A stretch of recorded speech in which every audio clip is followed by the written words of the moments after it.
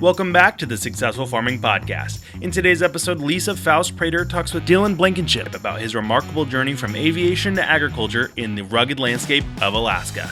Dylan shares how he embraced the challenges of peony farming and hay production in a state known for its extreme conditions.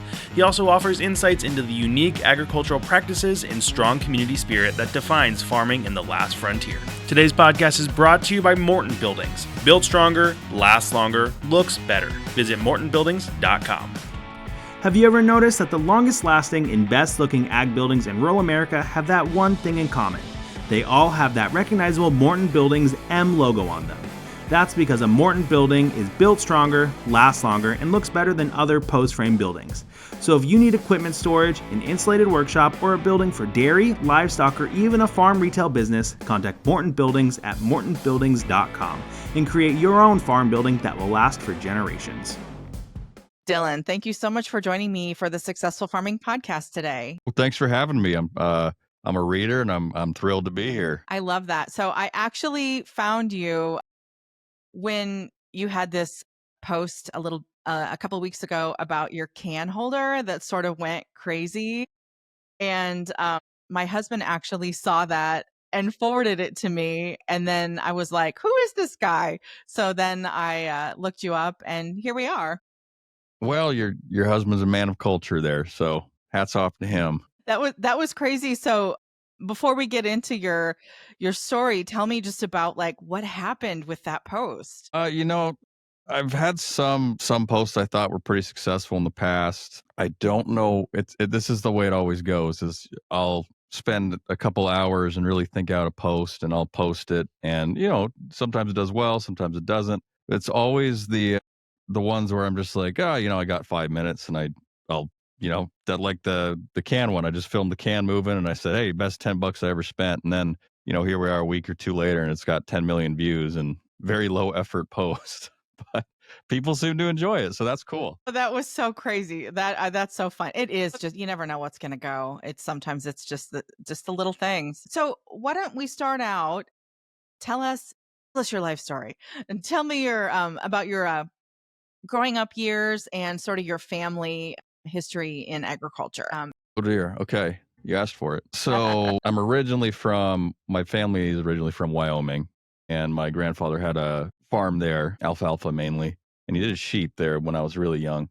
But anyway, tales old as time. He had a lot of kids, not a very big farm. So farming was never in my future in that state. I didn't even really think about farming. I went to college for aviation and realized I'd kill myself pretty quick if I stuck with that. So I got my degree, got into radio, hence the setup here. Time goes on, found my darling wife, we got married, and then it was time to buy a house. And I'm like, I don't really just want to sit on a house for 30 years and have it do nothing. So we bought a peony farm, which are pretty popular up here. And we loved it. We fell right in love with the lifestyle and wanted to build an agricultural life for our kids. And so about 3 years after that peony farm, my dad is retiring, and he's super excited that I'm into agriculture. So we pool our resources, sell the peony farm. We bought a couple 100 acres out here in Point McKenzie, Alaska, and started putting up hay, and haven't looked back since. That's amazing. So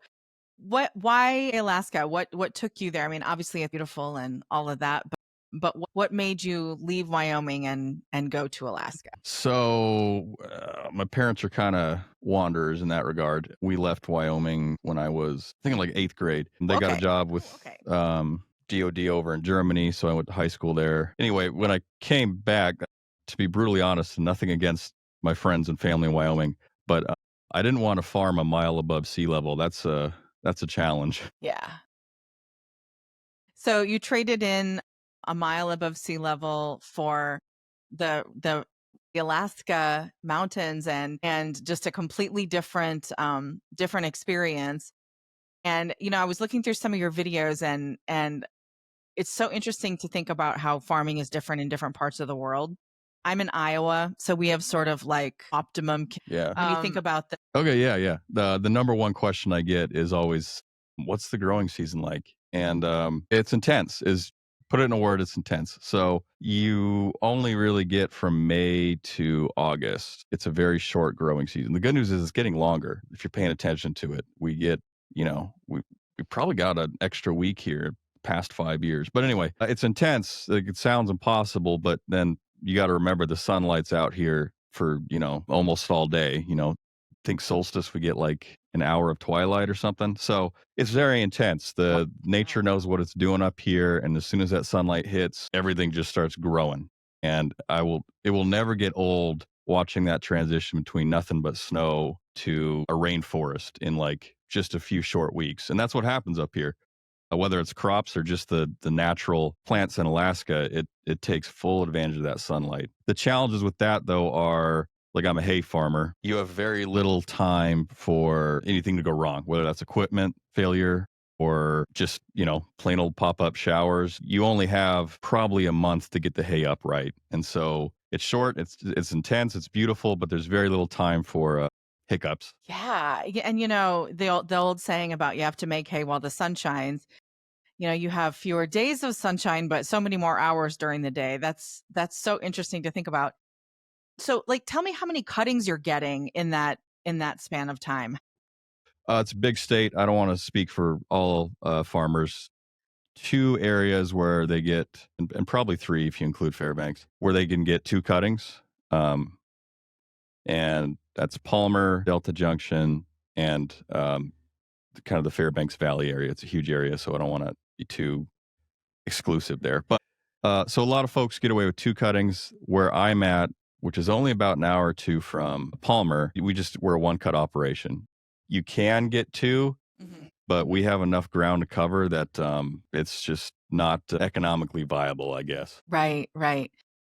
So when I was looking through some of your videos, I saw an interesting thing that you were doing in rebaling. So can you tell us a little bit about that? I had never heard of that before. Now, that doesn't mean it doesn't happen here too, but I haven't seen it. So tell me about like what that is and why you started doing that and what that means for you. Okay. I did it out of desperation, but it worked. So it all started because, that first year I was talking to a client and she wanted a good number of squares. And I said, yeah, no problem. I got a square baler, I got a stack wagon, and of course, nothing worked. So she drained my entire square supply, and I'm not one to leave a customer hanging. So I found that old super slicer in the woods, found some advertisement on that super slicer from like the 90s or 80s. And they actually showed a guy rebaling with it. I'm like, I think we can figure this out. So just put a super slicer right next to a square baler, and you can make squares. There's a lot of tinkering in between. It's not my favorite thing to do in the world. But the question of why is, I know it's a challenge everywhere, but up here, especially where I live, and I live pretty remote in our state. Well, it's hard to say I live remote when you know people homesteading in Alaska, right? But I live a good hour or 2 from town, and so it's hard to find labor to get squares up off the field. And we are farming in a rainforest, so you don't have much time to get those squares off of the field. It's one of the biggest challenges there is. So rounds are a lot easier. You can pop them into rounds, get them 2 blind, get them out of the weather, and then you have all winter to make as many squares as you want. The economics aren't great behind it. It's definitely not a replacement for square baling in the field, but it does work. And I am aware, I was talking to a guy in Georgia, and that's his whole business. He goes around and buys rounds cheap, turns them into squares, sells them for a profit, and that's what he does. So I don't know how common it is, but I'm not the first guy to think of it by any means. Yeah. Well, that's amazing. And, and like you mentioned with the labor, it is hard everywhere. I'm writing an article right now about labor and how to find and retain employees. It's so difficult. And, it's difficult here where, we're in close proximity relatively to like a ton of people. If you think about it, compared to where you are, it's a real challenge. It's so tough. It is. Good help ain't cheap, and cheap help ain't good. So it's a balance. That is so true. A good one. So the farm where you are now was a dairy farm in the past, I understand. So tell me about that, like what that transition was like, and how you've managed to sort of turn those facilities into something that works for you. Oh, yeah. Okay. Yeah. I've been dying to get someone on my podcast to kind of explain the whole dairy thing that happened in the state because it's fascinating. But yeah, all the farms out here from a state project back in the 90s, I believe, to try and stand up a dairy in Alaska. We don't have a dairy. We have one actually, and God bless them. They're up in Fairbanks, but that's it. We have one dairy, and that's not good. But so yeah, all the farms out here were dairy farms, and actually, this studio is in the old milking parlor, which is kind of cool. Like right behind me, there's all the old tanks. Yeah, so I have done some retrofitting to it's now a tractor barn, and I built a little shop in there to work on my tractors in the dairy barn. The good news is though, the pastures were set up quite good, if you ask me, for dairy cows. So what we do is we board horses for pack string outfits. So hunting's huge up here, as you can imagine. And there's an entire industry of guys who have big pack strings of horses, and all summer and all fall, they take people and they go up into the mountains and they hunt using these horses because there's non-motorized trails, some trails you can't bring boaters onto. We board for a lot of those clients all winter, and we use the old dairy pastures and paddocks and that whole system, and we feed them our hay. And so it's been not really any big challenges using old dairy stuff for just hay farming. It is cool to stumble upon the occasional dairy artifact, that's always fun. That's great. I love to talk to dairy farmers. They're so interesting, and the way they use technology is so fantastic, just like with the robot milkers, and I love it. It's so neat. So I'm wondering, for you, like, hay's not necessarily thought of as a super high-tech sort of scenario, but what kinds of technology are you using to sort of make your life easier? So I'm not paid by them. This is just the honest truth. I use an app called Field Margin, and that's been somewhat helpful to keep track of. It does everything, it'll keep track of projects and yields and inputs, which is very handy to do. But aside from that, I like to, I'm big on soil health and soil samples because, the best soil is the soil you got. So work with it. And we don't have anything close to Iowa soil, right? But we can grow stuff. So it is pretty good here, to be fair. Yeah, no, it's great. It's fantastic. So we do soil samples, and I'm trying to build like a heat map of, good soils and bad soils, and where can I put these amendments. But tech-wise, I'm a big tech fan, but it's pretty rudimentary. It's part of the challenge of farming up here is you're in many ways on your own. If people are always making fun of me in the comments because I got 20 different brands of tractors, but that's kind of how you have to survive up here. We do have like John Deere and New Holland dealers up here, and they do agriculture, but they're the only two who do agriculture up here. There's not much demand for it, right? So I'm not knocking them. I'm just saying there's just not much dealer support because there's just not much of a market for it up here. And so most of it's on the farmer to get the balers tuned up. And I'm not aware of anybody who's got anything cool like auto steer up here. Yeah. Yeah, you kind of need. I'm looking at it. So we talked a little bit about the weather and the growing season, but let's talk about the weather specifically and how like what it looks like for you in the winter, in the summer. Just give us kind of what your average temperatures and snowfall and things like that look like where you are. Sure, yeah. It's hard to give you averages lately because we've been on like back-to-back 3 years of record-setting trends, but people are always curious about, winter in Alaska, it's got to be brutal. It's not that bad. If you've lived in North Dakota, Wyoming, Montana, I think they got worse winters, honestly, because the wind and the continental weather systems are brutal. We're coastal, so it's actually somewhat temperate. But winters, anywhere from 10 degrees to negative 20 is a pretty average day. Snowfall can get pretty brutal. I think last winter was really bad for Alaska in general, or the Alaskans will know what I'm talking about, but the Anchorage area, so where most of the population is, South Central Alaska, we actually had buildings like collapsing from snow load, which, if that happens in Alaska, it's like, man, how much snow are we getting?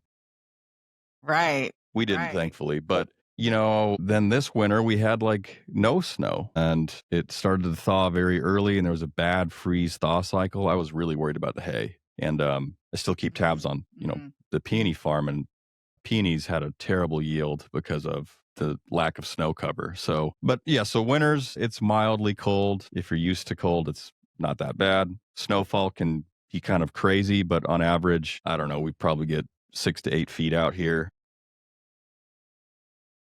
Yeah, it's something. Like this last winter, whole new challenge. We didn't have the snow, but we had ice. Usually you got tons of snow, and so the ice doesn't really bother you. But this year I had to drop money on ice removal equipment because it was a hazard for the livestock. So I had to go out there and break up ice and scrape it and put gravel down. But the only problem with the winter up here is it's just like a month too long, if you ask me. Because late March, early April is when winter's over. You have kind of mud season. Everything just melts, and it rains and it melts and it rains. And so it's just water and mud everywhere. Can't get into the fields. But that's very quick, like 2 weeks, 3 weeks. And like I said, everything just erupts with life around you. And full swing, you're pretty much into summertime. Summers are perfect up here. You've earned it because the winters aren't. And, it's just hours and hours of daylight. You can be out till 2 a.m. and you won't even know it. Warm days, 70 is pretty warm up here. But what people don't realize is it always feels hotter in Alaska. So you're like, oh, 70 is not that bad. But you got to realize the sun is constantly facing your entire body. It's not overhead. It's so it always feels like mid-afternoon sun all the time. So to us, it's pretty hot. And then fall's gorgeous. It's my favorite, but it's like a week or two. And then you're back into winter. Yeah. That mud season, like you mentioned, we have that too. And for livestock, that is so brutal. And I mean, I tell you what, we've lost more calves to mud than we ever did to cold. And it's just such a hard thing to deal with. So I got a good friend, she does cattle, and she was talking to me about, the challenges of calving. And she's like, yeah, we're excited this year because we're calving, we had to move calving back to December this year. And I'm like, December? Why are you doing it in the dead of winter? And she's like, because the mud. And she said the same thing you said. We have lost very little or none to the cold, but mud, that's a challenge. She actually purposely has ice babies, which was crazy to me, but makes sense. That's a real thing. I mean, we switched to fall calving at one point just to avoid that. And, if you have them in August, you still got a couple of months before you got to worry about bad weather. But I visited a farm in Michigan, and they calve in December, and it's for the same reason. I mean, the winters get pretty brutal there, but she said it's worth it. It's worth it to deal with the cold, not to have to deal with the mud. Yeah, I mean, you can control the cold to some extent, right? We got heaters, but the mud, good luck. Yeah, there's no getting away from it. So one sort of weather or natural phenomenon that we don't have to deal with here is volcanoes. So I saw that you were like doing some eruption prep the other day. So tell me about like what that's like and what that means. So for a farmer, as long as it doesn't happen during harvest, it's a good thing because it's free fertilizer. You can watch the yields. Right. And every year we've had a volcano erupt, it's like record yields. It's crazy. So, but Alaska's very aviation dependent, right? And so that's the first thing that messes everything up, because if a volcano goes off, no airplanes are getting in, and everything kind of shuts down for a minute. Boats still come in. It's not like we're running out of food or anything, but like anything kind of dramatic like that, there's a lot of unnecessary panic. And that's what I was trying to address in my post, is like, this has happened before. It's good to be prepared. It's good to take it seriously. It's just ash, and then it'll rain and that ash will be gone. It's just, what do you do between that ash and the rain? Now, I could be wrong, right? We could get some record-setting 4 feet of ash, and that would be terrible. Generally, we're not talking anything too crazy. It's just ash. And as a farmer, there's not much you can do to control that, but there are things you can. And so that's what I was just letting people know, like cover your waterers or move them under shelter. If you have shelter, put your animals in there until the ash kind of washes it down. Put all your feed in under shelter so it doesn't get, it's really just contamination control, right? And if you got any tractors, don't use them, because the air filters, if you have to use them, put pantyhose around the air filter. Just kind of simple tricks to deal with it. But it hasn't erupted yet, so we'll see. Well, good luck. That's kind of a nerve-wracking thing, just sitting around waiting. It's long as it doesn't happen, like I said, in the next couple of weeks while I'm out there cutting, Yeah. we'll be all right. Yeah, that's amazing. Are you a farmer looking for an industry-leading farm building? A building made with the best materials and craftsmanship? Then there's only one builder for you, Morton Buildings. Morton understands the needs of every farm business, and they can create a building just for you that makes your routine activities much more efficient. And best of all, a Morton building is built stronger, lasts longer, and looks better. Contact Morton Buildings at mortonbuildings.com to create your own farm building to maximize your productivity. So, we talked a little bit about just the isolation and community, and I've always found it interesting where when I'm talking to ranchers and farmers who are from traditionally more isolated places in the Dakotas and Montana and Wyoming, that even though they don't have a lot of people around them, the people they do have are so important. And those relationships with neighbors and community, like they can be so close and they're just really vital to your sort of survival. So talk a little bit about what your community is like there.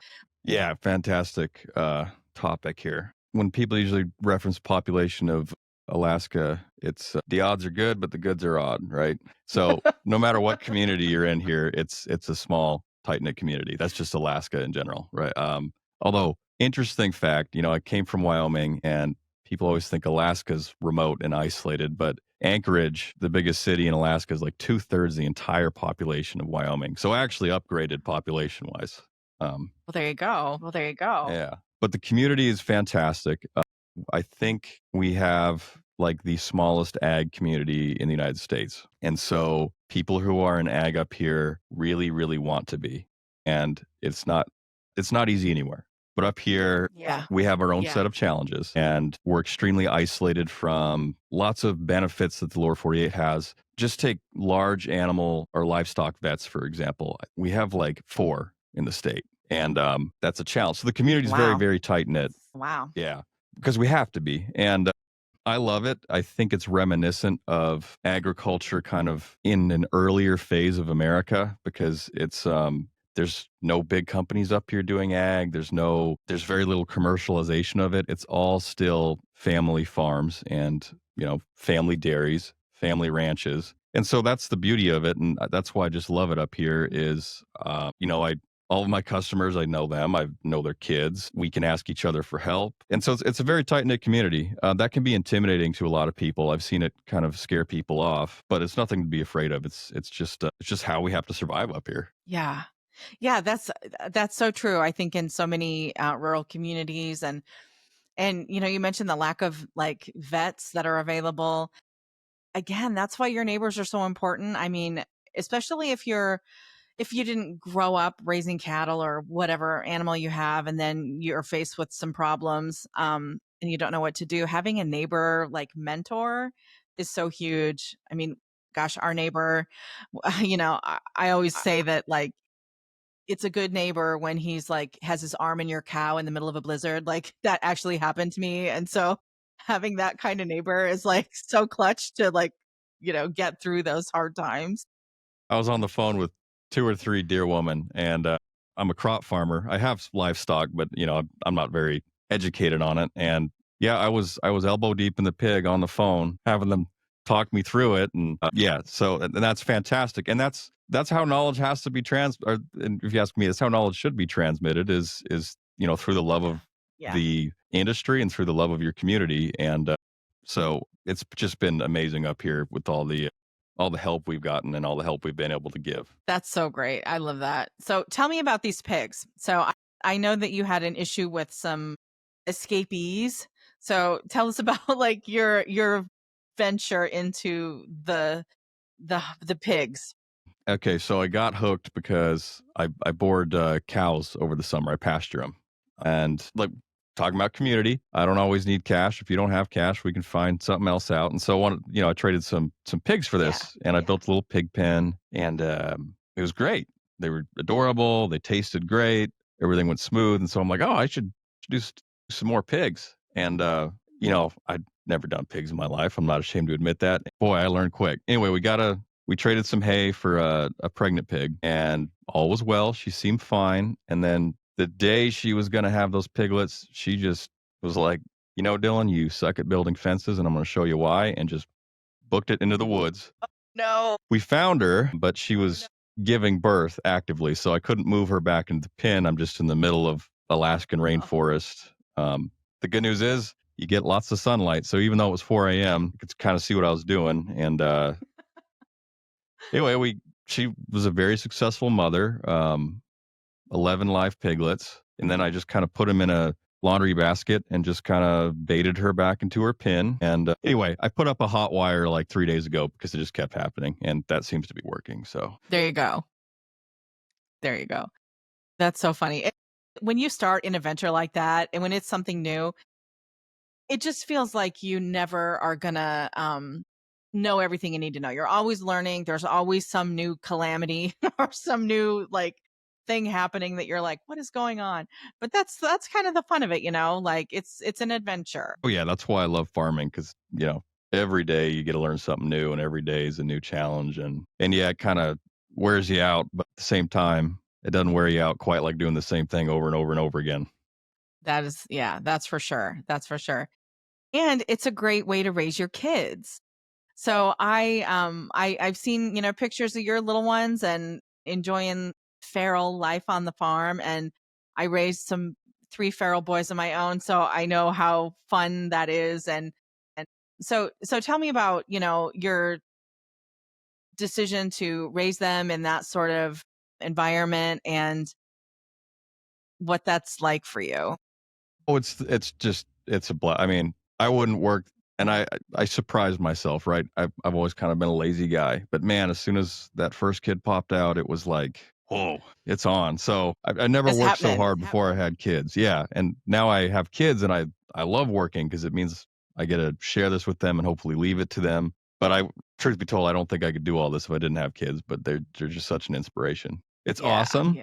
Raising them out here, it's anyone who's grown up in ag, it's like an addiction. None of us are really making a whole lot of money, but we're doing it for that lifestyle, and so it's an honor to pass that on to my kids. Hopefully, the only thing I got to watch out for is I joke about calling them feral, but I do have to get better about taking them to the neighbors, because they're getting a little feral. There's not many toddlers around, so I got to go find them and socialize them, I guess, is the thing.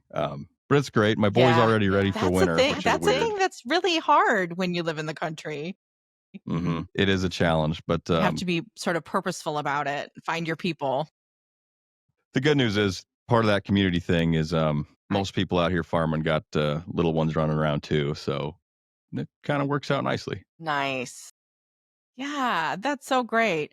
And it's so fun to just watch them sort of learn and just kind of get their hands dirty, and they just get so many experiences when they're little. But then as they grow, you'll see like they're learning responsibility and about the cycle of life and all these things that they wouldn't necessarily learn the same way in town.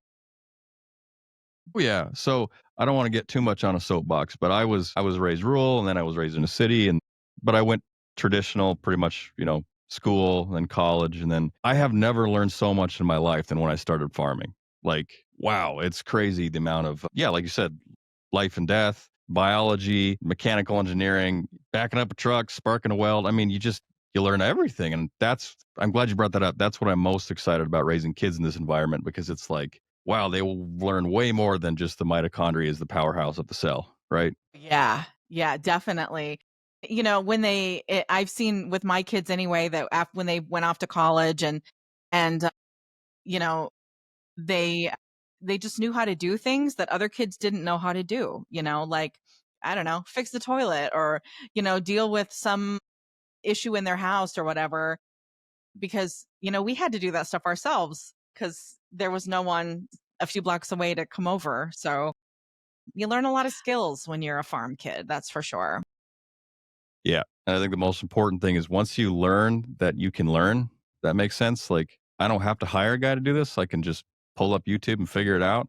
That's when, that's so good for a kid's self-esteem. That's so good for their future everything, because hey, what could stop me now? Yeah. And just it really kind of goes along with the way farmers are so inventive, and they really are just so smart about so many different things, like you said, with engineering and biology. It's all the things.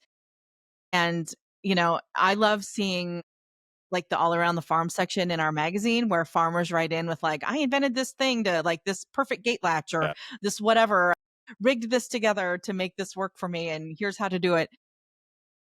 They're so good at that. And in the more isolated, or the more, that you're the farther you are away from a Home Depot or whatever it is, I would imagine that you really have to kind of put those inventor skills to work on the regular. Oh yeah, I was talking to my hand about this the other day, but long story short, desperation is the father of creativity. What's the coolest thing you've seen written into you? I'm curious. I always am fascinated by, just because like I'm a livestock person, the gates are just so interesting, and the way they've just different latches or different ways to like auto open gates and shut gates. And because that's the thing that is so, like, I remember when I was a kid, I couldn't wait to be big enough to open the gate. And then as an adult, it's like, are you kidding me? I got to get out and open this gate again. Just little things like that, like the gate latches and the open and close, I think are just so clever. So tell me about your YouTube channel and how you got started with making your videos, and like what sort of possessed you to do that, and how you kind of got going with that. So I did, like I said earlier, I used to work for a radio station and I ended up running it. It was fun. I love audio equipment and fun. I had all the skills, and but what kind of set it all off is my buddy and I were looking for a baler, and so we started calling. I won't drop names here, but we started calling we honed it down a specific model, specific brand, and that brand isn't available in Alaska. So we started calling around to a bunch of stores in lower 48, and we're talking to one guy, and we're like, and this is kind of par for the course, but you have to do this. You say, hey, I know this is going to sound really weird, so I just want to start off with, I'm in Alaska and I'm a serious buyer, and I'm calling you because we don't have an ag dealership in Alaska that sells that specific thing. There's no ag dealership up here. And usually people are like, oh, okay. And they'll talk us through it. But this one guy was like, what do you need a baler for in Alaska? And I was like, it's We how gotta you make feed our snowballs. animals. We gotta feed our animals. Right. I'm like, so there's just not much awareness of ag in Alaska, and it's kind of a problem because we import like 99% of our food, and that's not very sustainable as a state long term. It's Alaska. Let's be real. We'll never get to making 80% of our own food, but 99% imported food, that's just too much. And so I just kind of wanted to raise awareness about ag up here and the challenges we face. But there's a lot of people who like to focus on the negatives, so I want to focus more on the positives, like the community aspect of it, and like that long daylight, and also just kind of something to kind of stay sane. And when you're a hay farmer and your winter's like 10 months long, you can only feed so many horses before you got to try something new. So that's kind of how it started. Is just I was getting a little tired of people saying like, "Oh, you don't farm in Alaska." I'm like, "Yeah, we do. Here's a show." Hard and heavy for those few months. That it is so fun. And people are just as a rule sort of infatuated with Alaska, and you think about all the like the fishing shows and all that kind of stuff.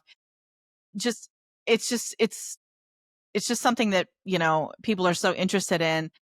And I love it when farmers talk about their work on social media, because it feels like the more you can see real people doing this work, the more the general public will realize that, like, oh, you're a real person who cares about your animals and your soil and all these things. And you're not just, you actually are taking care. And so it's just such a great combo of talking about farming, but being in Alaska. It's so fun. I love it. Yeah, and I read something somewhere. I can't say if it's true, so maybe I shouldn't repeat it, but I'll repeat it. It's something like, I don't know, 80% of kids under 10 in America haven't even like touched a cow. And it's like, well, that's where your food comes Oh, I from. believe Everybody it. should. Yeah. So I think outreach is important. I've taken inspiration from other farmers kind of doing the same thing. And it's important to know where your food comes from. It's important to care about that. Because you can't really have a civilization without food. It's the first thing you should pay attention to, I think. Yeah, and farmers do care. And, we're not out there ruining the soil that our family lives on and drinks water from. And Exactly. we're not abusing Yeah. these cows that we spend a fortune on. Yeah, yeah. So it's good to outreach. And I Right. think every Yeah. If you farmer should. want your land and your animals to produce, you got to take good care of them. Yeah. It's the silliest thing is like, oh, dairy cows are abused. It's like, no, they're the most spoiled things on earth. They make more milk when they're happy. Exactly. Yeah. Yeah. Like I said, I love interviewing dairy farmers and the lengths they go to for comfort care for their cows. They have, fans that automatically come on, the windows automatically open, they're always optimal temperature. And just they pay so much attention to all the little details because it's the best thing for the cows, but also like they see it in results in the amount of milk they produce. So it's it's a win-win. I mean, why wouldn't they? Oh yeah, and that's farming. The happier the plant, the happier the animal. There's always an economic incentive for that, which is great, but it's just the right thing to do, and farmers like to do it. Yeah. Yeah, absolutely. Absolutely. So talk to me about the YouTube channel and your show and how you're, finding guests and choosing topics and that whole process for you. It's so fun.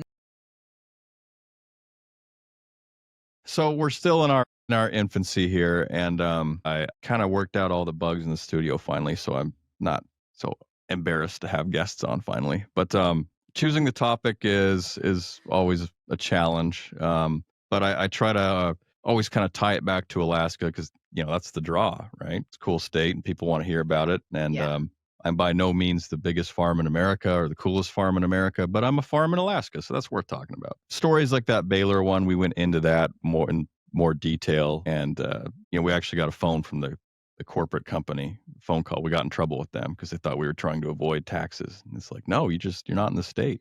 But anyway, so usually we try to use real life things, like the moose got in the horse pen again, and we got to how do you get rid of moose? How do you scare a moose? You don't. You have to live with them.